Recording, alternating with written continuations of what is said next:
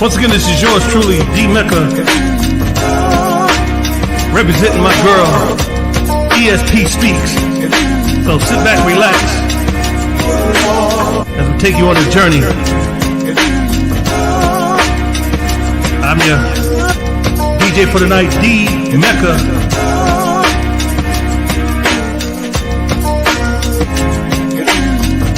You can catch me on The Morning Soul, Monday through Friday, 10 a.m. to 12 p.m.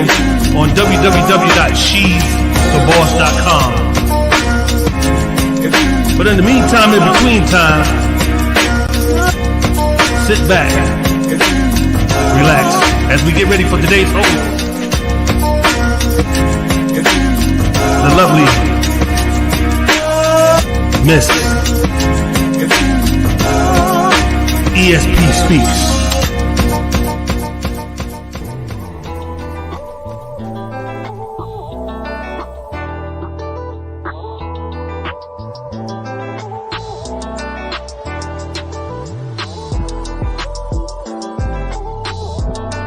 Hey, what's up, y'all? This is DJ Wiz from Kid and Play, and I'm listening to the ESP.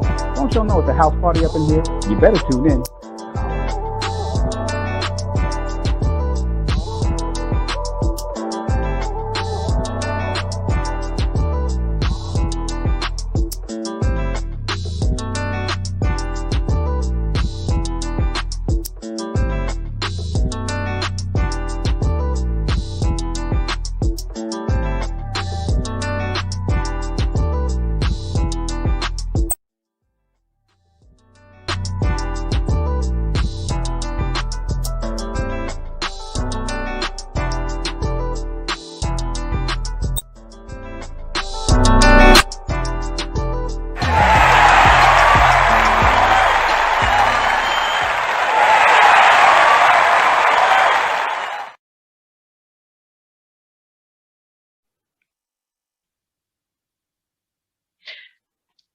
Good evening, and welcome to ESP and JAXS Speaks. JAXS is on assignment, so it will just be you and I hanging out, and a fabulous guest. It's always good to see you. It's March, and March is Women's History Month. So we're going to be doing a couple of great things with regard to the women making history in your lives, and we'll tell you a little bit more about that during the course of the month. So keep an eye out on our ESP Speaks page on Facebook. This is also National Peanut Butter Day. I know. So if you're a peanut butter fan, today is your day. That's March 2nd is also Teen Mental Health Awareness Day, and we're going to be doing a couple of shows this month based on where your teen is at. We're going to talk to a couple of them about the pandemic and how they feel about what's going on. Of course, their faces will be covered. They will have avatars on screen, but the important thing is that we have several teens that are willing to come on, and with their parents' permission, of course, but the parents won't be in the room, so they will feel free to speak freely. And we also will be joined with Dr. Che Johnson, a psychotherapist that's going to help them kind of hit on a couple of issues that may be bothering them. So as a parent, that'll be a good show for you to tune in, and we'll keep you abreast of when that date will be. The 3rd is National Cold Cut Day, and the 4th is National Sons Day, which is a great day to celebrate. On the 5th, it's National Multiple Personality Day. I'm going to leave that one right there. And on the 6th, it is White Chocolate Cheesecake Day. I think I can really get into that day. But we'll do the rest of them as we go through the weeks. We will keep you abreast as to what national, whatever day it is. So you are watching us right now live on Facebook. You may also be on Periscope or Instagram or YouTube Live. please start a watch party, invite a friend or a friend of a friend. And if they can't or you can't sit through the whole broadcast today, you can catch us on iHeartRadio, Spotify, Apple Podcasts, Google Podcasts. YouTube, once again, keeps us on a permanent basis, so you can go back into all of our previous shows if you want to rewatch. That's great. We're on TuneIn. We're on Apple Podcasts. We're on Breaker. We are on Radio Public, Twitcher, Stitcher, Overcast, Pocket Cast.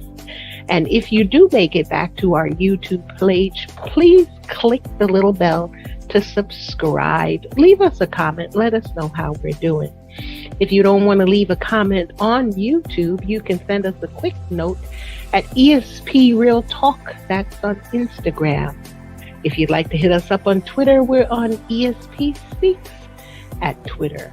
And if you'd like to send us an email, we're at espspeaks@gmail.com. We are also at esp@espspeaks.com. And very soon, for those of you who don't like getting on social media and wait for the tag to watch us after on YouTube, you'll be able to go straight to our espspeaks.com page, and we'll be on there as well. Once again, thank you for your listenership.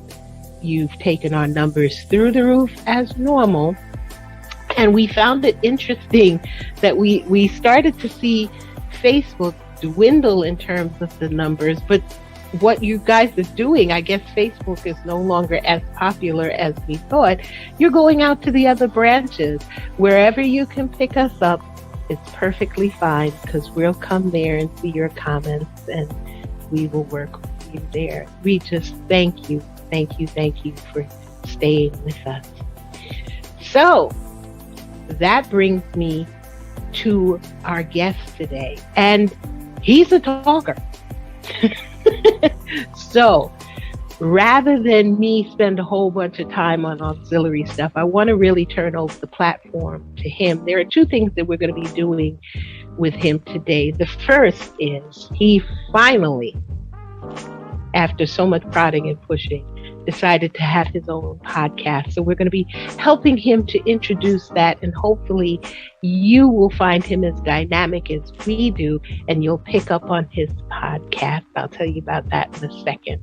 But I want to give you an idea as to who he is. He's known as, and to me, he's known as the most electrifying minister, a profound keynote speaker and writer and strategist. He's a civil rights leader and activist. And the Reverend has also served on the National Field Secretary and Chief of Field Operations for the RainbowPUSH Coalition. Also, the African American Leadership Commission, the Black United Methodist Alliance of Congregations, the United States Congregation of Health Summit, the NAACP, the Anti-Defamation League, the Broadcast Ministers Alliance of Chicago, and the list goes on and on and on. And as I said, his now most electrifying project, which I think is fabulous, is his new podcast, which is called Livingston Live. Ladies and gentlemen, without further ado, family. I'm telling you, this is a dynamic speaker.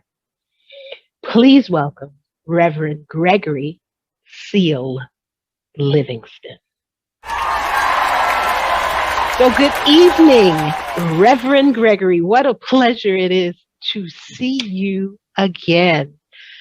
Our family is looking forward to meeting you. So why don't you give us a little bit of information about yourself? Tell us about you. Well, thank you, ESP, and it is a pleasure to be with you. I've always admired your work and what you do, your heart and your passion for the people. And I'm thankful to be on your program, to be able to share with your incredible family, and for all of us to get to know one another. You know, I live here in New York City. This is my home, but I'm originally from Chicago, Illinois, the South Side of Chicago. People hear all kinds of things about the South Side, but, you know, we don't do too bad. But I'm glad to be here in New York. And, you know, we had involved in many things in Chicago. Of course, I've pastored and my work in public ministry, done a lot of some global work when I was National Field Secretary at the RainbowPUSH Coalition with Reverend S2 JAXS. We traveled the world and did all those things. And so I've had a broad range of experiences, and now I'm glad I'm in the Big Apple. And I came here at what couldn't be a more opportune time, the pandemic. But I realized something, that if I can make it while the pandemic is going on, when the pandemic is lifted, the darkness is gone and the sun is shining bright, have mercy. What are we going to be able to do for the people then? That's how I look at this. It's all about perspective. And for me, everything is about perspective. So I'm glad to be here, and I'm looking forward to continuing to work with you, to collaborate as we find ways to make life better for people, because God knows He woke me up this morning. So guess what? I'm blessed. That's right. That's right.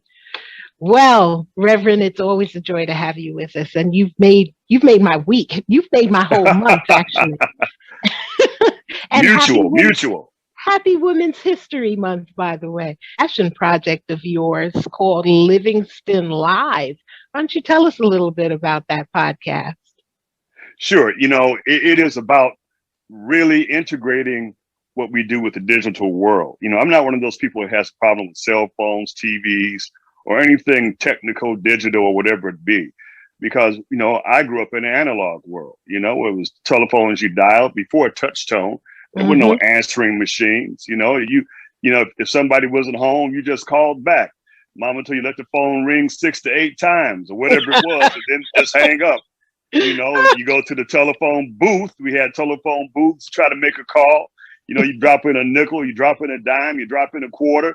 And then you would go looking in the refund little box to see if you get some spare change so you could buy some penny candy. I don't know if anybody knows what I'm talking about. Come on, that's right.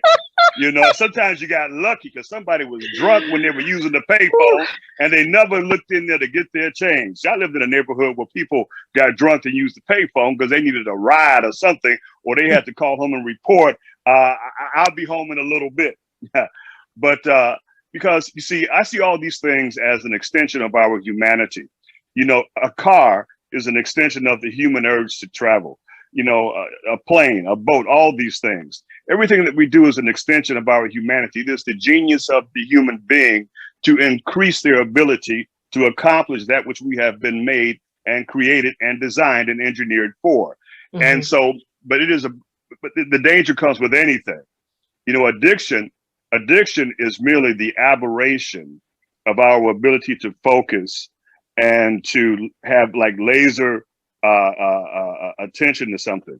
It becomes an aberration when that laser focus begins to manage us instead of we managing it. So I'm not going to throw the baby out with the bathwater. Just because I shouldn't be eating pancakes, I'm not going to tell you to stop. You may manage pancakes real well. I don't manage pancakes well. But then you may tell me, I ain't eating watermelon no more. Well, look, I manage watermelon well. You leave my watermelon alone. So again, it's all about perspective. And I apply that rule basically to everything that I do in life, even when it comes to good and evil. One thing I've learned, you can never have enough good, and you always, evil does have a place in the world, because sometimes evil is like pain. Pain is there to wake us up that something is wrong. Something is out of order. And so it's just like if you hurt your knee and you ignore it, that your knee needs treatment.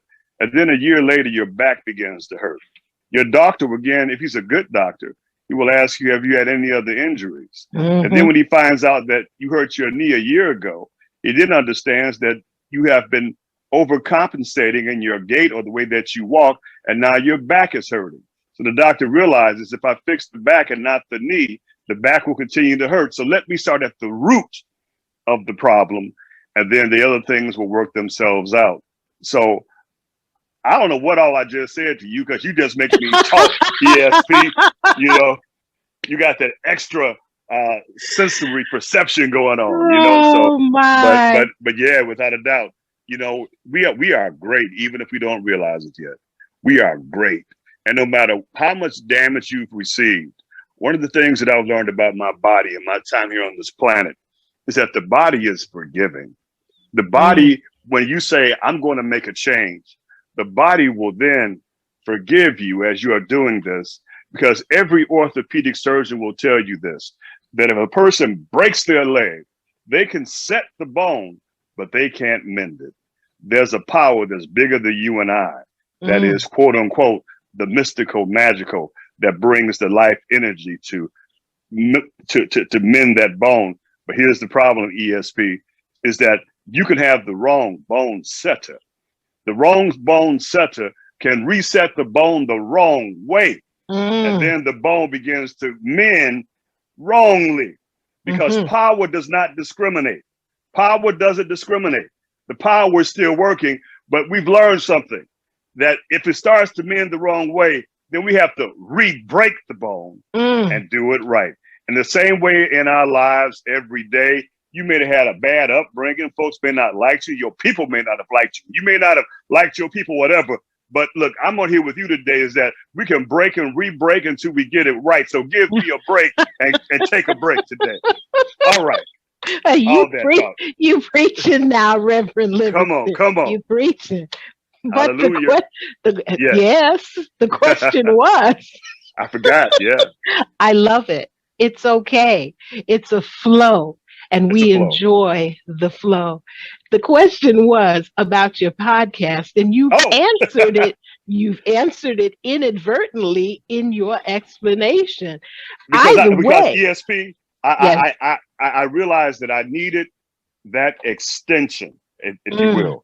I needed that digital expansion. I never forget something that Ben Kingsley, who played Gandhi, the role that he became world famous for, he was on the Oprah Winfrey Show.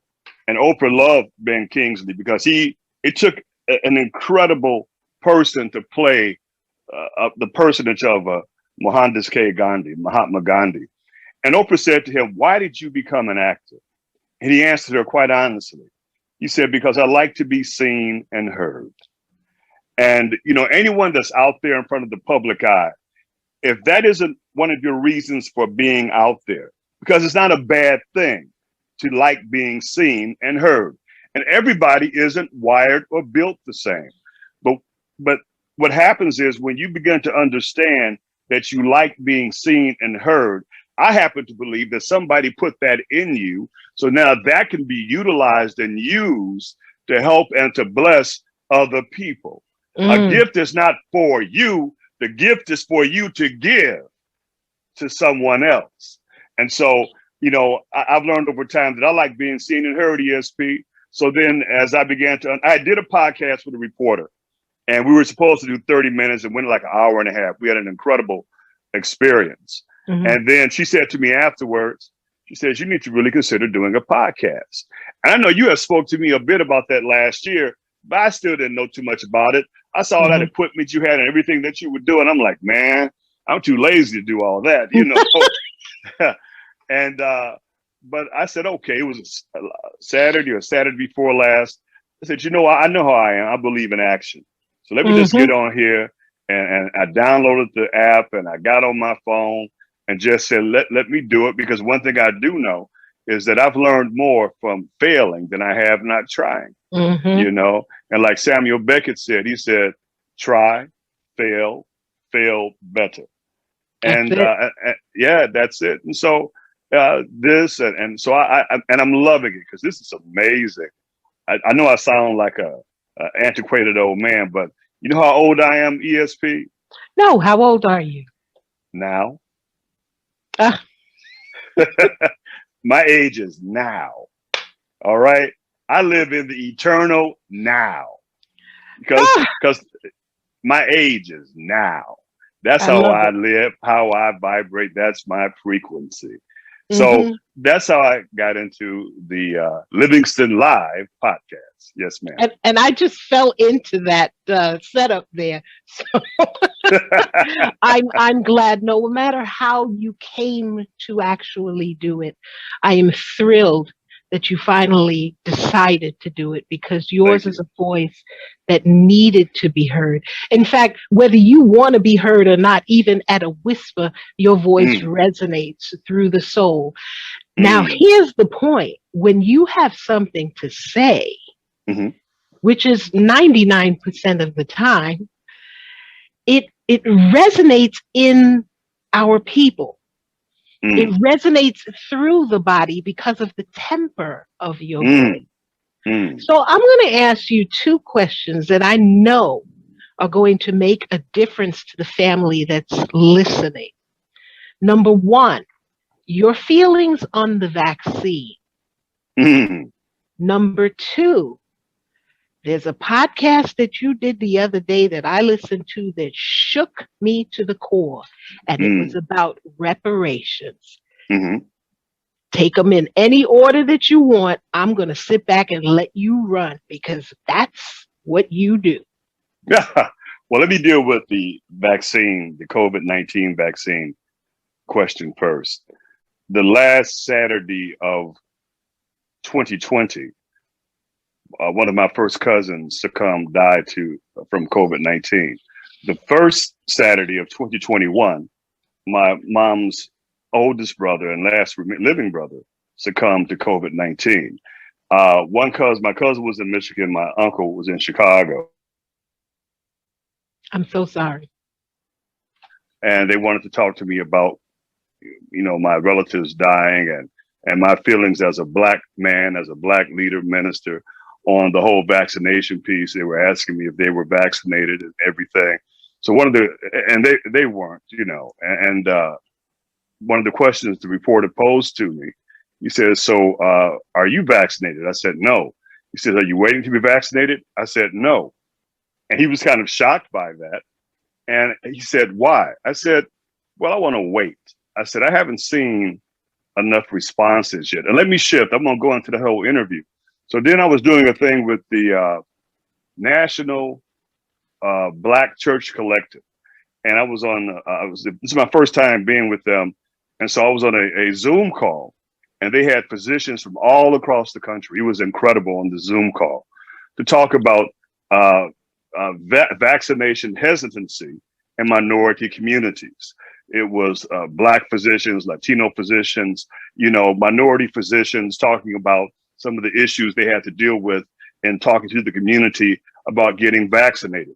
Let me start with the Latinos first, something I hadn't even thought about or realized. When you deal with cultural Catholicism, in many ways, many of our Latino brothers and sisters, Hispanic even. Hispanic is Spain, right? Latino is Latin America. Right. Just to use that when we talk about it, the Catholicity, the Catholicism is very cultural in many of those kind of cultures and our people. And many of them are old school Catholic.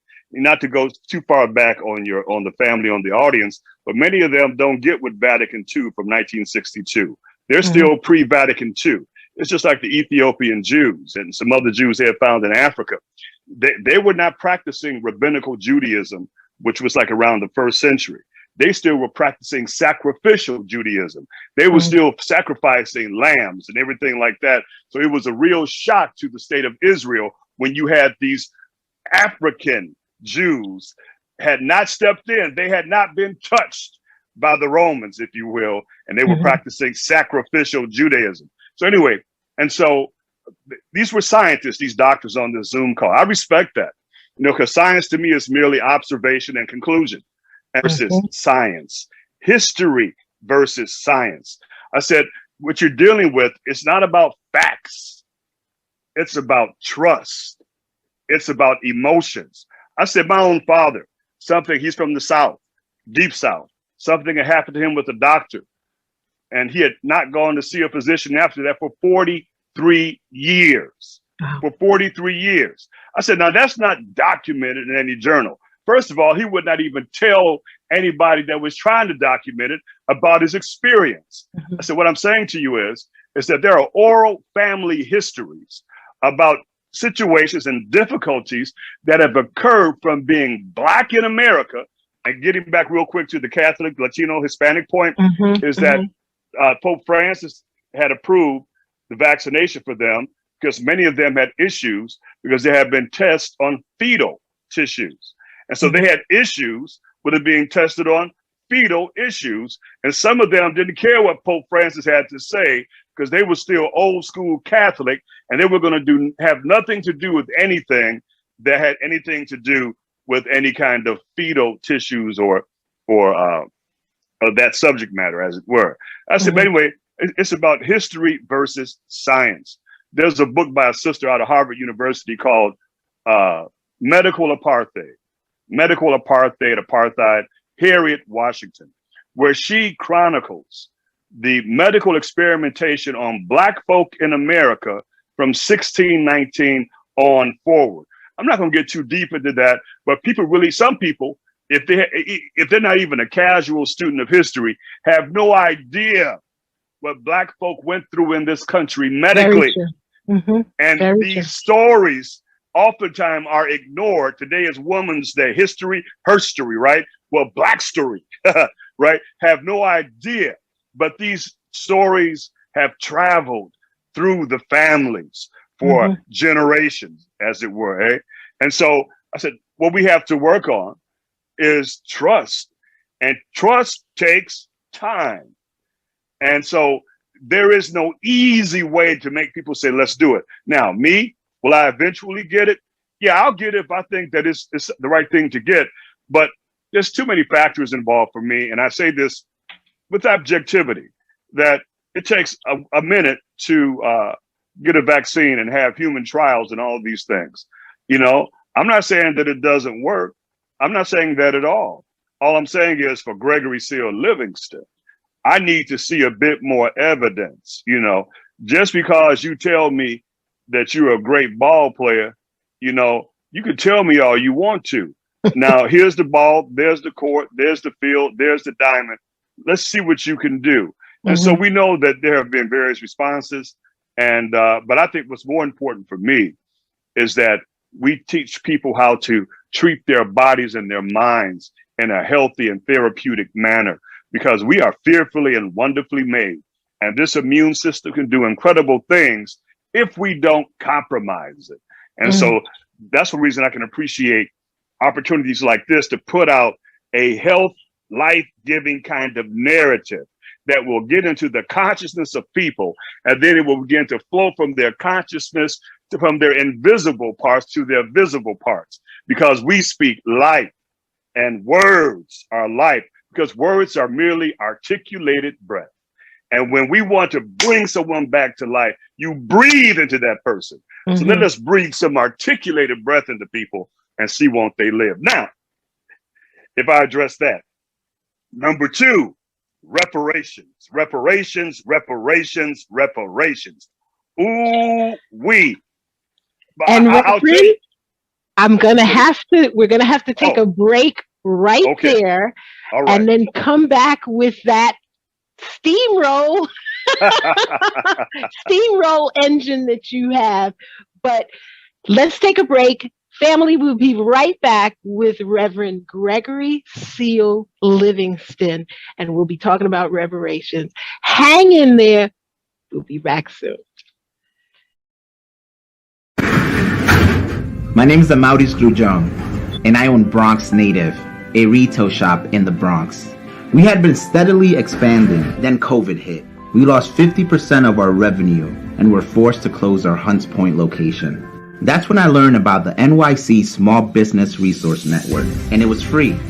After I signed up, I quickly heard back from my specialist and connected me to solutions that are helping my e-commerce business through things like copywriting, legal support, and various financial resources. Our small businesses make New York, New York. Let's keep it that way. Sign up today and keep your business strong.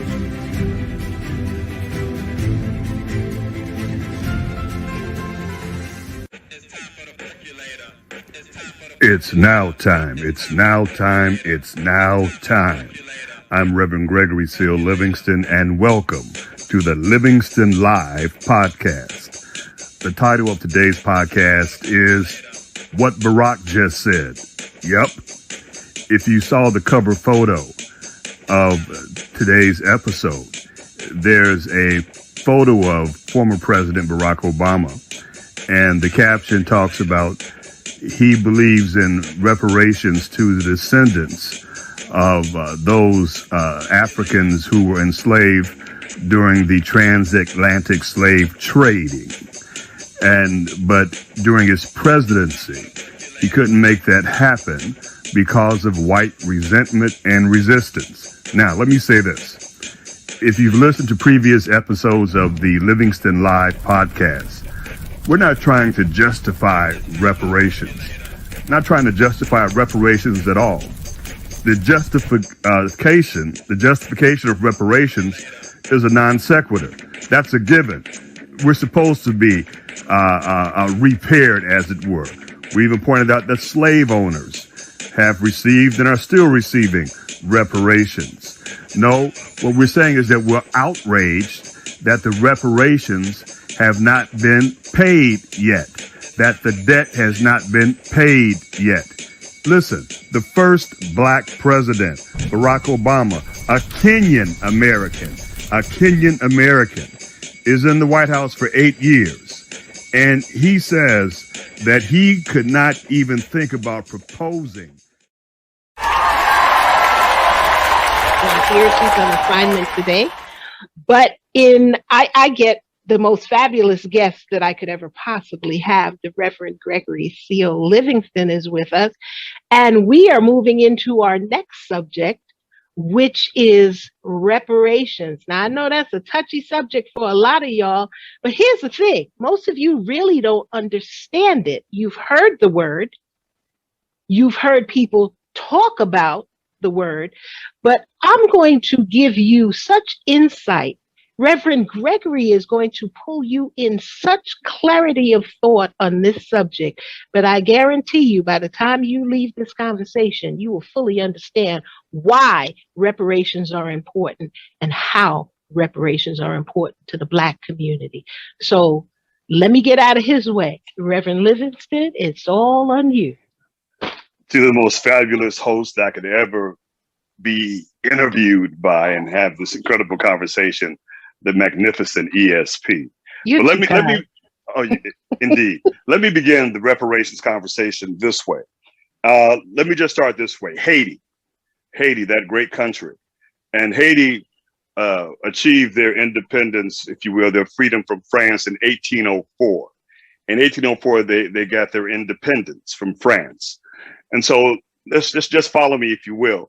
1812 in New York City, the merchants come together and they form a bank called the City Bank of New York, the City Bank of New York. And so now in 1825, France comes back to the waters around Haiti and surrounds Haiti with their warships and says to Haiti, we want reparations for our lost property, our lost profit, our lost assets in terms of the freed slaves, as it were, that were enslaved to France. And so that's 1825. So they said, now you have to start paying us, the slave owners, reparations for that which we have lost. And also at that time, Haiti probably produced about 3/4 of the sugar in the world, 3/4 of sugar in the world. And France said, you will also sell us our sugar at a 50% discount. Now, people wonder why countries like Haiti are so impoverished, are so poor. So now they have this huge product that they have to sell to a country like France at a 50% discount, and they have to pay reparations. And so Haiti pays reparations to France, to the slave owners, from 1825 to 1947, less than 100 years ago. That means that Haiti, the island nation of Haiti, paid reparations to the descendants of the French slave owners for 122 years. The bank that financed their independence debt, as we call it, their independence debt was the City Bank of New York, which you might know today as Citibank. So Citibank got the interest payments, and then how it works, you buy a house with somebody, but you get a mortgage from the bank. And so the way the bank makes the money is that you're paying interest, right? And so Citibank is getting interest, blood money, as it were, from Haiti. Now, in 2004, Haiti demands the repayment of their reparations from France, demands it. 2004. Let's skip to 2010. There is an earth-shattering earthquake in Haiti. So many of us remember that, one of the most devastating human catastrophes we've ever witnessed. 2015, after deliberating for 11 years, France finally responds to Haiti's demand for the repayment of reparations. Now, 2010, earth-shattering earthquake and everything. France in 2015 says to Haiti, no, no, no. So someone might say, well, why should they? Well, hold up, we're getting to that. In America, the US of A, we have paid reparations to slave owners. In 1862, Abraham Lincoln signed into law the District of Columbia Emancipation Act, where slave owners received $300 for every free slave. Now remember, after the Civil War, 1865, right after that, from 1865 to 1875, 76, 77, you have Reconstruction. But to free the emancipated slaves, the emancipated Africans, the emancipated black-skinned free labor of America were promised 40 acres and a mule. Well, only a few black folk got that out of the millions that were released. Because what do you do when you go out into this world? So let me keep going. Then you have these, the 13th, 14th, and 15th Amendment. You have some acts. Then in 1875, Ulysses S. Grant is the president, and he signs into law the Civil Rights Act of 1875, not of 1964, but the Civil Rights Act of 1875. So now Rutherford B. Hayes, who was an abolitionist, but he needed 20, I believe it was 20 electoral votes to become president after Grant. I think it was 20 or 22 electoral votes. So see, this whole electoral vote thing, hear me now, none of this is new. Let's just study a little history. We'll find out, and we'll know. If we know how the other team played other teams last week, we got a better chance of beating them this week. Never forget that, right?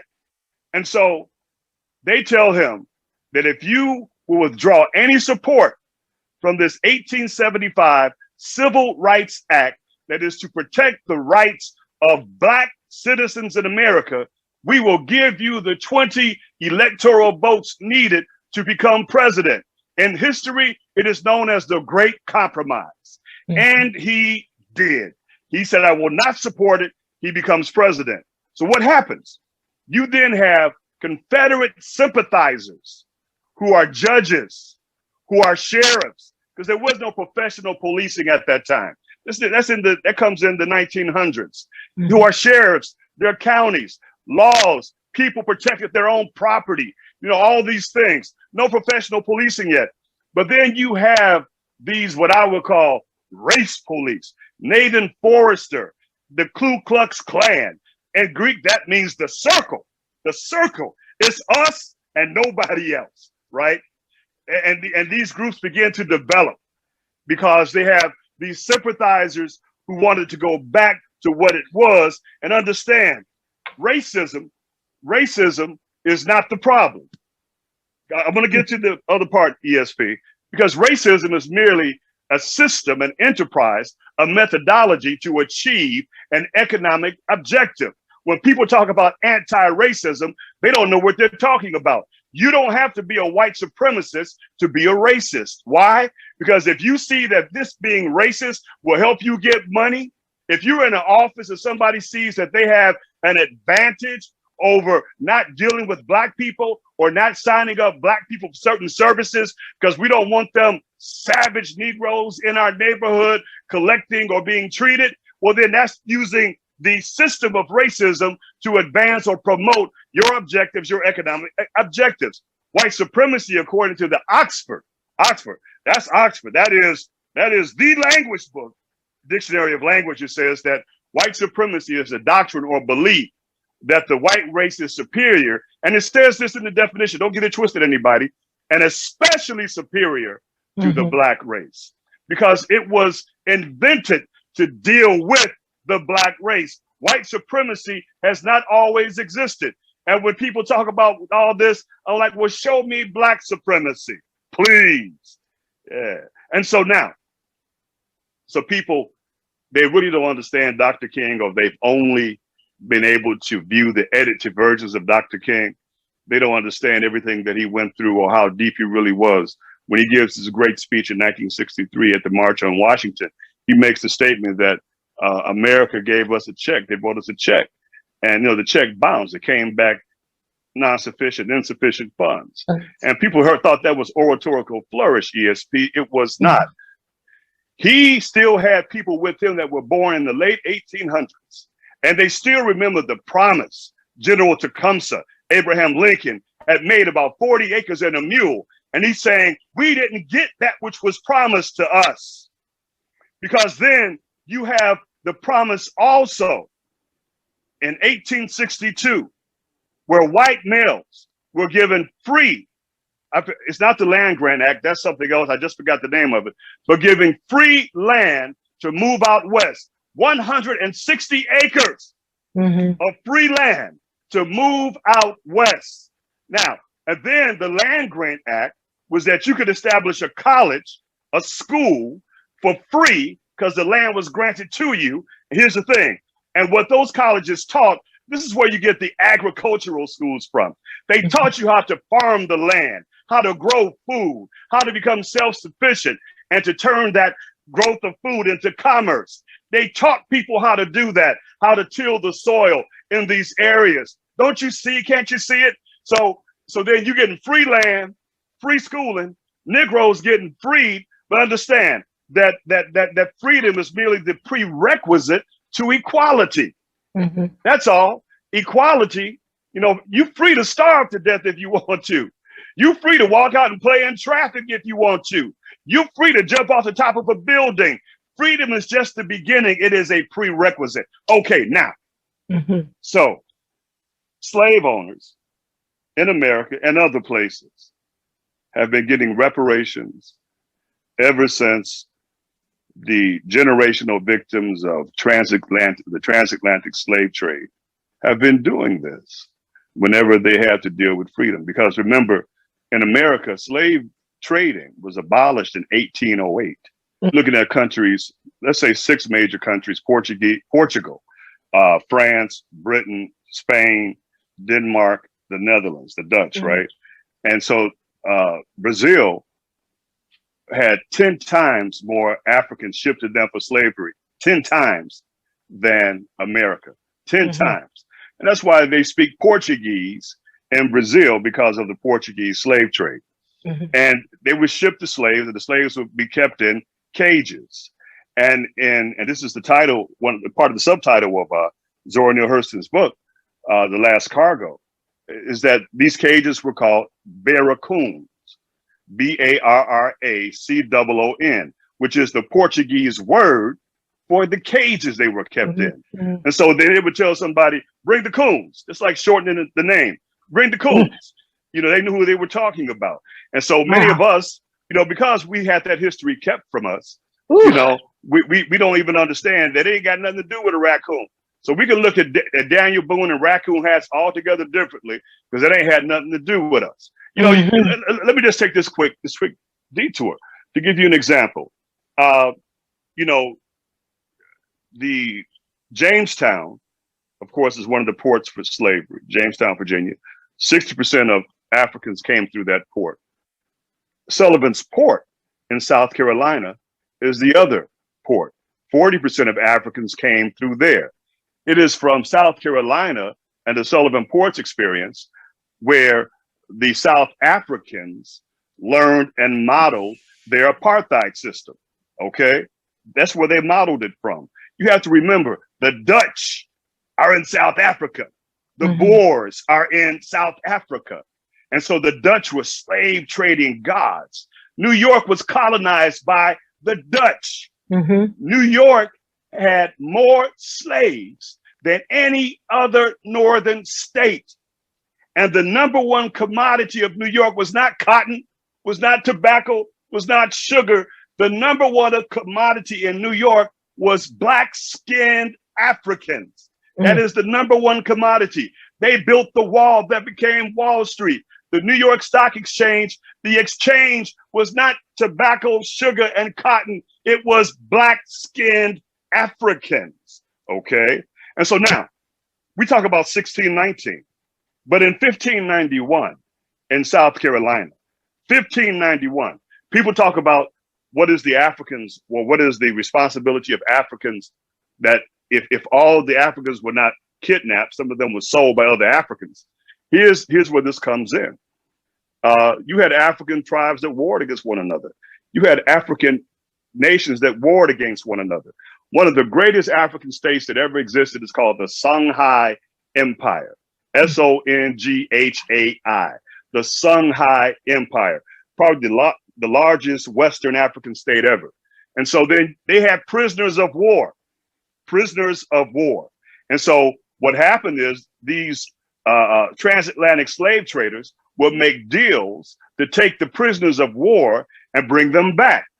And so when they had these prisoners of war in South Carolina, they were having problems because they were not slaves.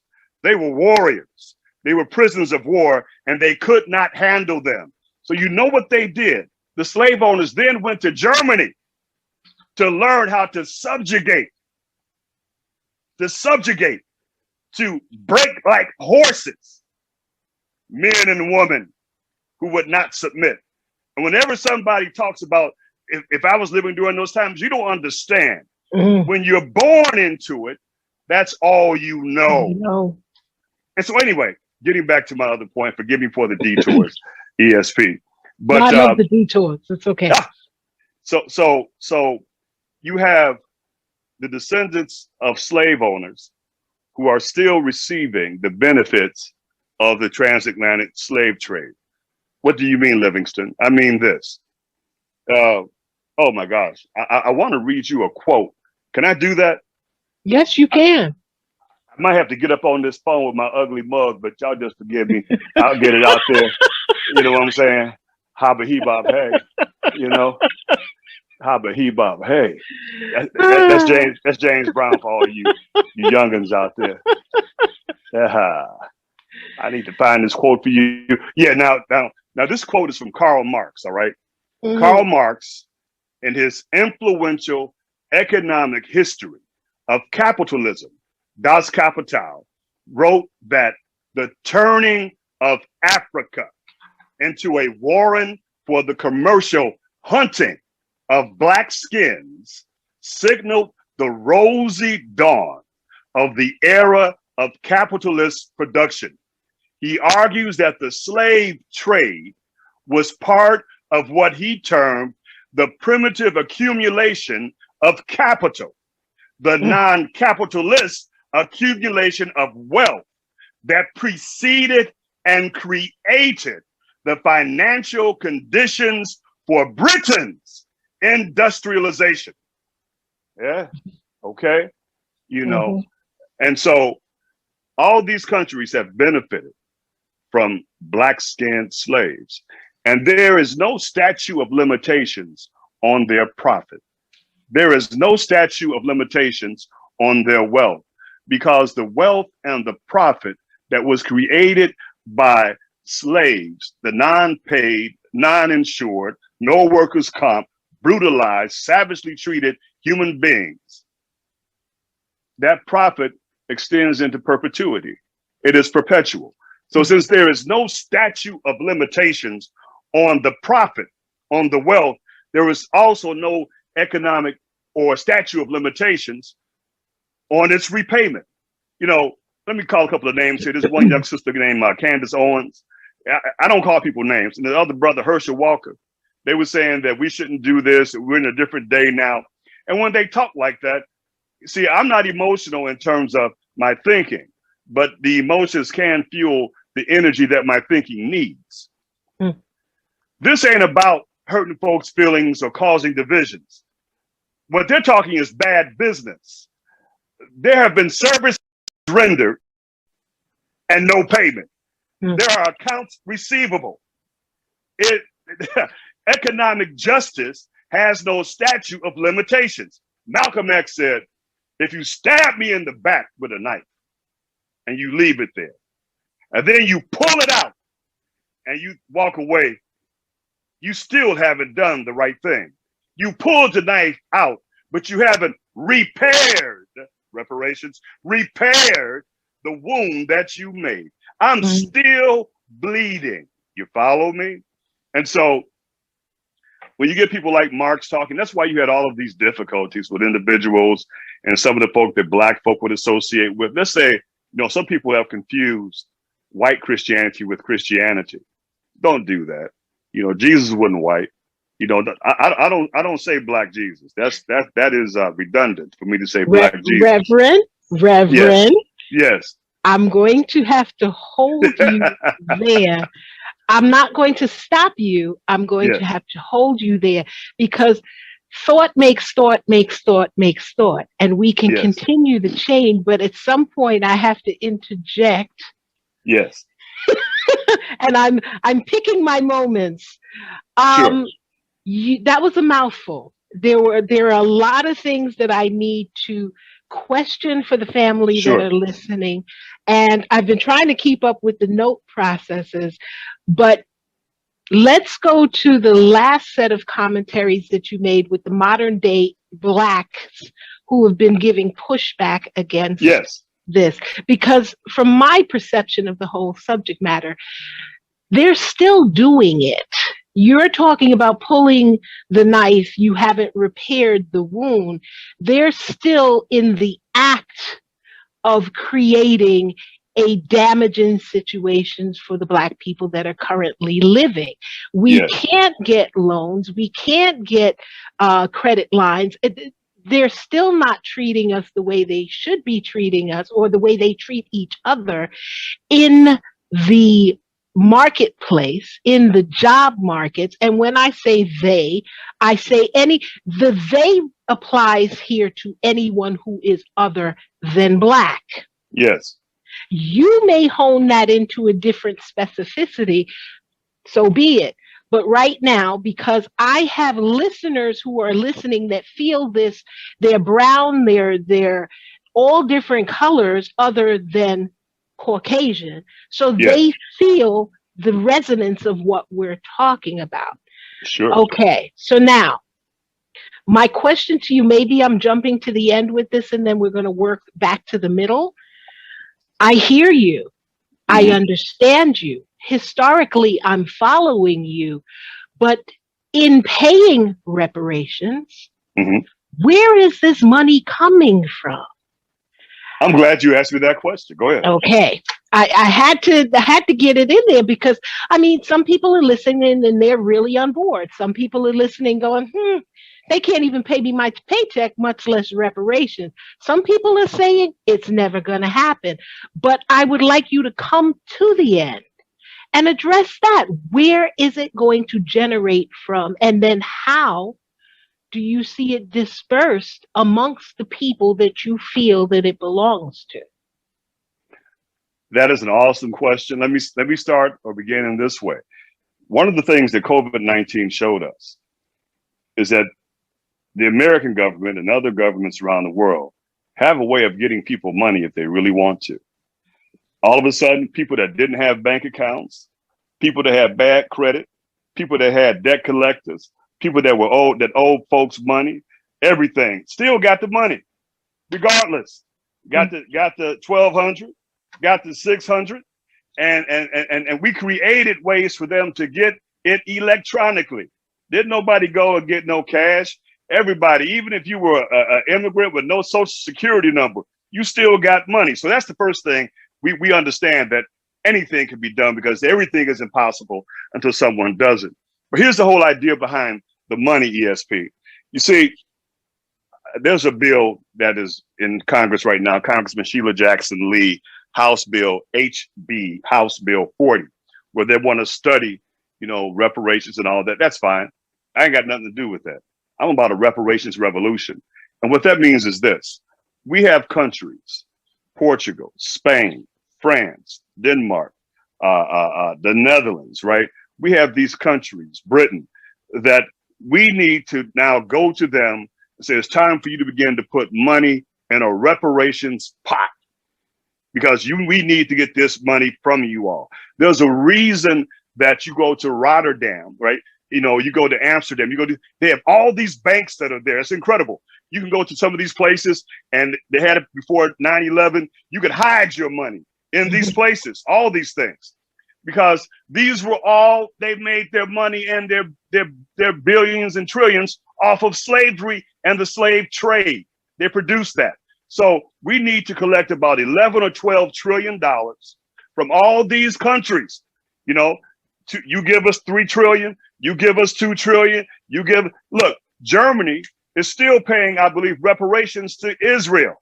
I think they've paid like what, I don't know, 190 billion, $200 billion or something so far. You had the Japanese who were interred, the Japanese Americans who were interred, and they were paid for their suffering, you know, reparations. And so, look, matter of factly, 2 things. I'm being introduced to the Consul General of Amsterdam this week because I told them, you know, I got a couple of things planned at ESP. One is hopefully on Dr. King's assassination anniversary, April 4th, I want to do something at the Netherlands Embassy here in New York City to let them know it's time to pay, you know. And then on June 19th, I want to have a whole bunch of red, yellow, black, brown, and white folk in Amsterdam demanding payment, because revolutions never start from the top down. They always start from the bottom up. And if there's ever a time that we need to strike while the iron is hot, it is now, because people have a heightened sensitivity and cognizance to the need to make this thing happen. And someone says, but what are you going to do with the money? It ain't none of your business what I'm going to do with the money. If I steal $100,000 from you, if I steal $100,000 from you, and then I come back to you, I see you in 50 years, I say, look, man, I know I owe you that 100 grand. You know, I want to get that money back to you, but I ain't gonna give it back to you with no interest or none. I'll just give you the straight 100, even though the 100, what it would be worth now is probably, you know, $1 million, but I'll give you the 100. And you say, well, okay, but look, before I give it back, before I give you your money back, before I give you what you worked for, before I give you what you labored for, I need to know from you how you're going to spend it. Don't come to me with that kind of paternalistic attitude. You ain't my master no more. I am not your slave. Give me what you owe me, and we'll figure out the rest. And we have criteria on who gonna get that money and who ain't. We got criteria for that. If you ain't claiming to be black right now, if you ain't claiming to be no Negro, if you ain't claiming to be no person with any kind of slave lineage, if you just want to be something else, because see, I ain't half Dutch and I ain't half Irish. I'm half Arkansas and half Louisiana. You know what I'm saying? You know what I mean? I got slaves in my lineage. I ain't ashamed. There was a time when black covered every category because we didn't decide to call ourselves black. The breeder, the horse breeder, Thomas Jefferson, president, had children by the slave Sally Hemings.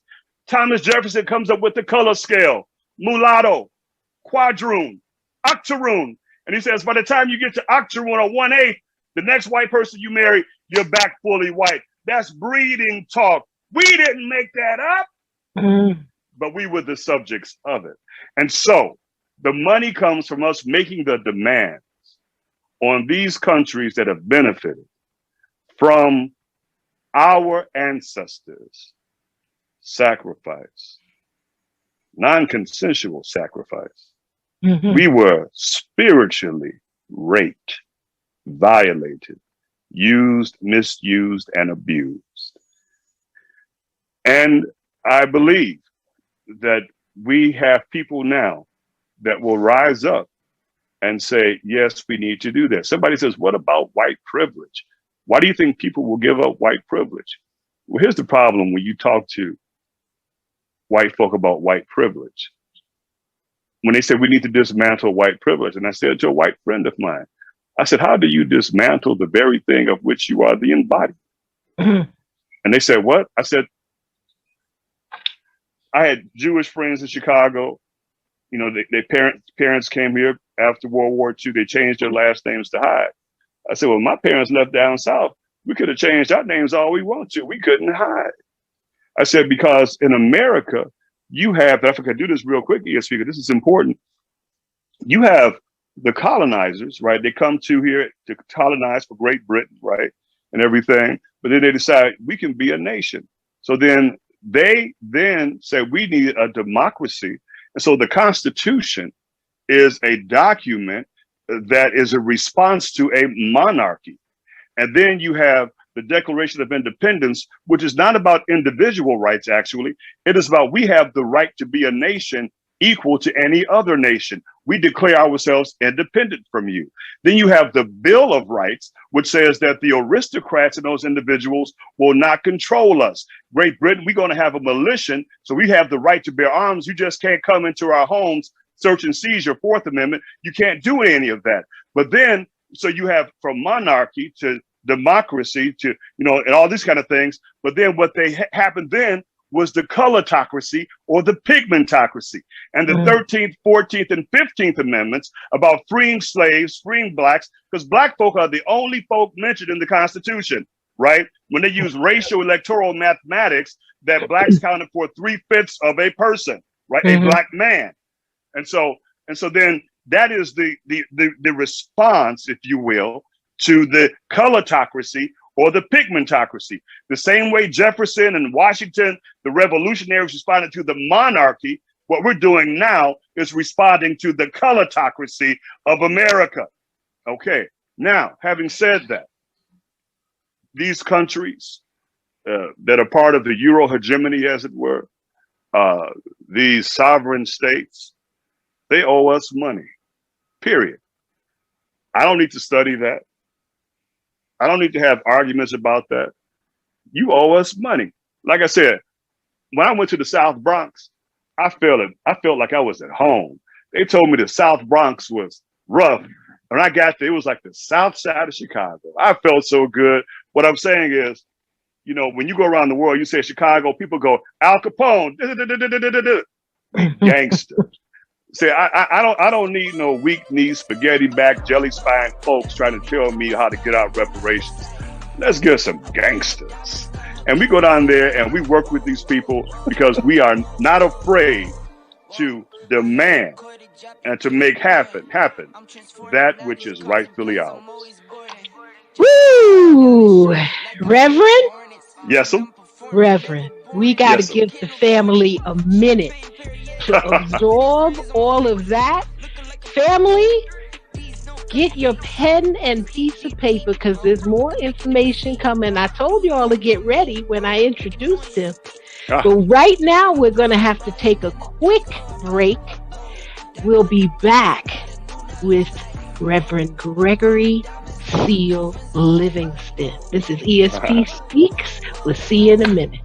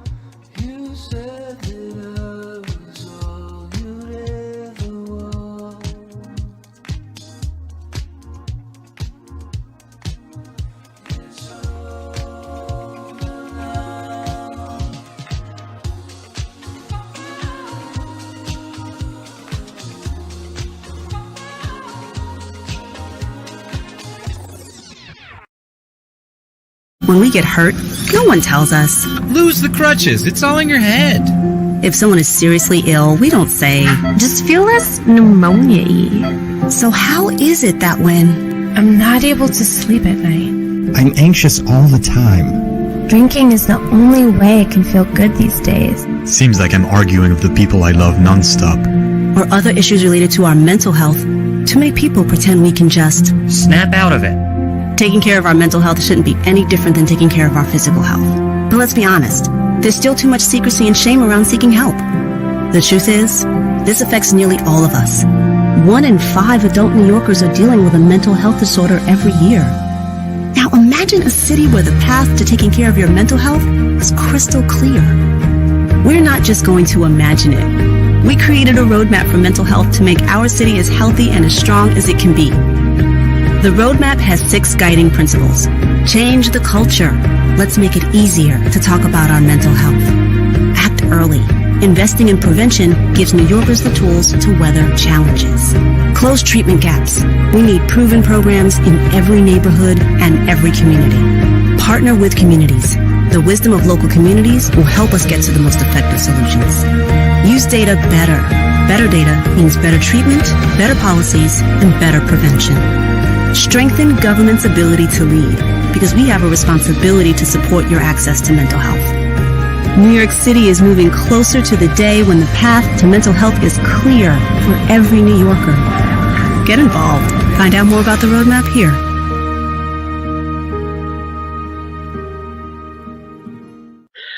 And good evening, family. Again, we are back with Reverend Gregory Seal Livingston. And if you've been hanging with us, you know this has been a mind-blowing conversation. I should say a mind-blowing monologue, because when this man speaks, I just gotta sit back and let him flow. This is amazing information. I can't wait to dig further in. And Reverend, I've actually got a caller on the line that has been dying to speak with you. Awesome. His name is Faze. So let's bring him in.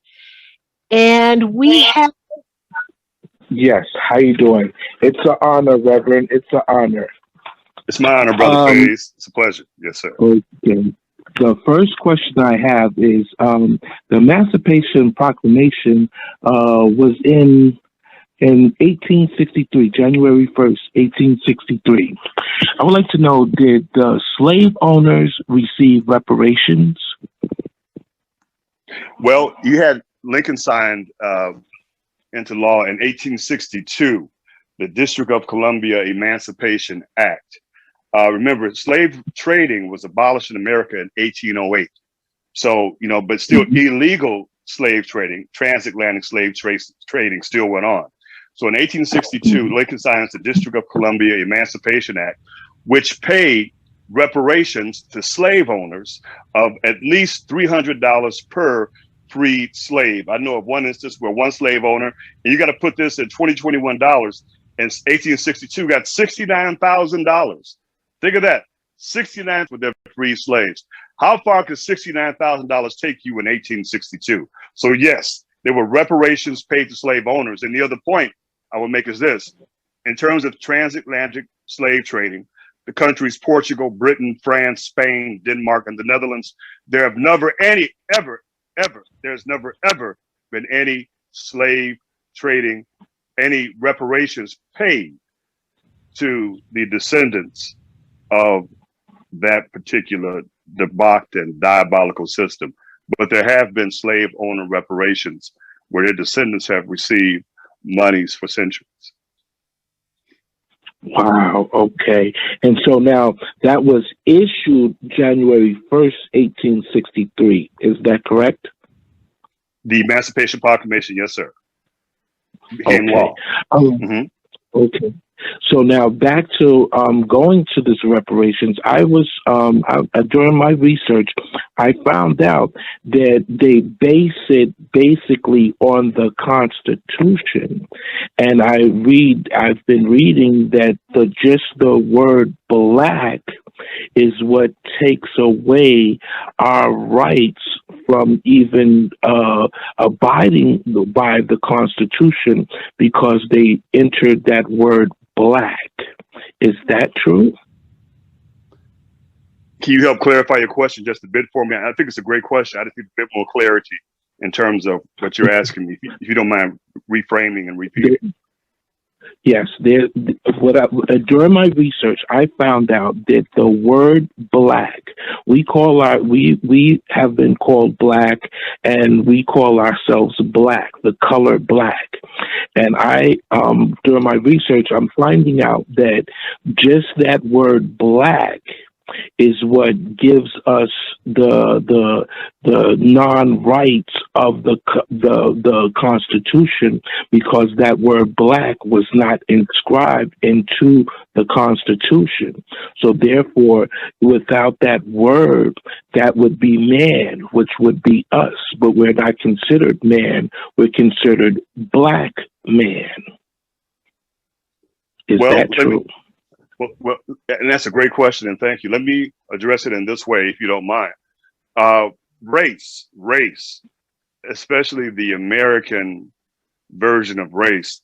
Race is merely a socio-political construct that is only partially genetic. Socio-political construct that is only partially genetic. You know, you had something in 1619 that, you know, that you could say, you could be white and say you are black, but you cannot be black and say you are white. Why is that? Because those are colonial constructs. That was the way when they began to bring Africans over, that those who were part of the European hegemony, as it were, you know, the British, the French, you know, these European persons, they began to group themselves according to the white label. Now, the Africans never gave themselves, as you said, we were called, we never gave ourselves the label black. That was put upon us. Negro, that was put upon us. We never called ourselves that. We were individuals who we had national identities. That's why when I wrote something or in my podcast, ESP, I talked about Barack Obama being the first black president, a Kenyan American. When you say African American, Africa is a continent. Kenya is a country. When I say Italian American, I'm talking about a country. When I say Irish American, I'm talking about a country. But because we talked about in 1591, the Songhai Empire and everything, Brother Faze, and how they went to Germany and Blumenbach and all these people basically told them how to subjugate these people and break them like horses in order to erase their pride and their identities, as it were. And so now you don't know where you came from anymore. You don't know your country. So now you have a new identity. And what the Bible teaches us, Doc, is that 400 years is long enough to create a new people. So then you have something like, let me do this if you will, something like jazz. Jazz is African rhythms played on European instruments. That is a distinct American form of music. They didn't have jazz in Europe and these places, even in Africa, before we started doing it here. So blacks, when the Constitution was ratified in 1787, nobody was thinking about us because we didn't exist. The doctrine of white supremacy was there. What's the other one called? Manifest destiny. All these things. Because remember, England, Great Britain was all about bloodlines. Right? And so then blue bloods and all these kind of people, bloodlines. So when they come to America, it is no longer about bloodlines because they are getting away from the monarchical or the monarchy and the aristocracy, at least in name. And then it becomes still biological. It becomes melanin content. Melanin content. If you could pass for white based on your lack of melanin content, as long as your pedigree was not discovered, you could be white in America. But once your pedigree was discovered, or if you tanned a little bit too deep, Sicilians, Italians, in the sun, you became suspect, eh? And so we were never even considered in the Constitution. And really, you know, it's not till you get to the 13th, 14th, and 15th Amendments, because what some people don't understand, you had all kind of slave uprisings. You know, we're created in the image and likeness of God. You can beat me down as much as you want, but truth crushed to the earth will rise again. And so we kept fighting because we knew that we were not beasts of burden. We knew, even if we couldn't verbalize it in the Queen's English, we knew better, you see? And so, but what you have to do is then take that knowledge, take that information, and you have to organize it into power. And so we constantly fought. That's why I tell all my beloved BLMers from this summer and now, Black Lives Matters, I said, understand there's something about the universe that y'all ain't the first ones to use BLM. I said, they used to be called the Black Liberation Movement. And James Brown said, say it loud. That's right. That's right. Black and I'm proud. And he got banned from every major white radio station in the country for making that statement until Sylvester Stallone brought him back in Rocky IV with the song Living in America. America, that's right. So what I'm saying is this is a continuum. This is a constant applied pressure. And that's why we've come to the point of reparations now, reparations forever. It's a reparations revolution. We are revolting against the spirit, methodology, and principles of white supremacy and coming to get what is rightfully ours, because my forebears, my ancestors, my foremothers and fathers did not die in vain. This show, I'm going to have to rein it in, because we're going to have to do a whole nother show just based on the principles that are being talked about here. But for this show, Reverend Gregory Livingston, that we are sitting here chatting with, this was to introduce this amazing podcast that he has called Livingston Live. And also, I would like you to touch upon what you are setting up currently for Juneteenth of this year. And then we're going to have to close it up, because we've got a lot of information, but we're not going to be able to fit it all into this one thing. So, Reverend, please tie it up for us and let us know what's going on for Juneteenth, and any final words on your past podcast. Sure thing. Let me do the podcast first. Livingston Live, Livingston. I'm on Apple, Spotify, Anchor. Just type in Livingston Live. It'll pop up. I got 3 episodes in the can now. You'll love it. Follow me, because I want to be like ESP when I grow up. And, you can follow me on the internet. I'm on Instagram and Twitter and stuff at GS Livingston, GSLIVINGSTON. What we're planning to do with the reparations piece, because again, revolution is from the bottom up and not from the top down. I have some people that are connecting me to the Consul General in Amsterdam this week. And also there's an attorney, I won't mention his name at this point, but we're meeting. He's also the attorney for the 9/11 families that have this 18-year lawsuit in against the Saudi Arabians for the 9/11 issue. And because right now he's really busy with the Khashoggi piece of the journalist that was killed.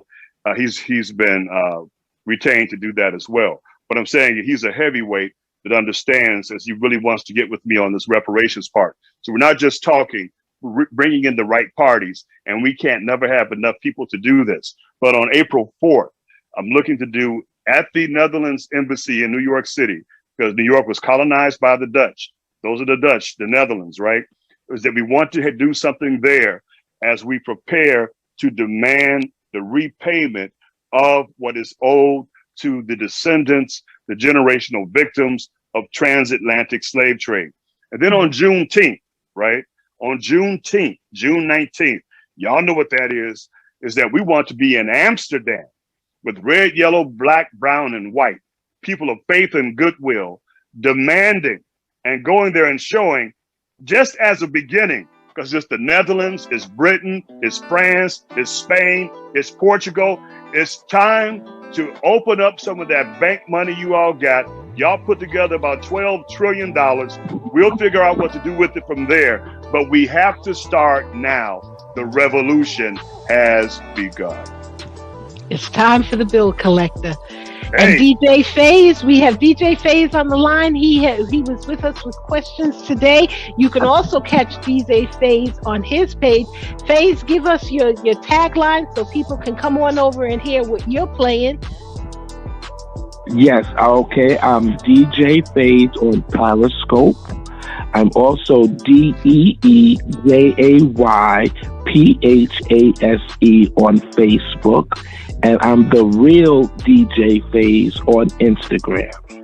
All right, thank you. So you guys tune in, check him out. I'm going to put his information as well as the Reverend's information in the chat. It's also going to be available on ESP Speaks on our fan page at Facebook. But we got to tie this up. Pastor, once again, thank you so much. Pastor, thank you so much. Thank you so much. Incredible. I wish this could go on for another 24 hours. Okay, but it can't. And I got to tie up the show for family. DJ Faze, it's time for the percolator. Come on, we're gonna percolate this. And Esther, if you like your coffee hot, I'll be your coffee pot. Come on, girl. It's time for the bill collector. Come on. I can't with the two of y'all. Family, thank you so much for joining us. I hope you had fun, and I hope you had a lot of information. Yes. Once again, you'll be able to run this again. Yes. We'll put all of the information on our Facebook pages and on our Periscope and Instagram. I love you. I love you. I love you. In the meantime, we'll be back next week, Saturday at 6 p.m. I'll have another fabulous show for you. But I want you to do one thing. You know what I'm going to say. Be positive. Test negative. We'll see you next time on ESP Speak. Have a great day.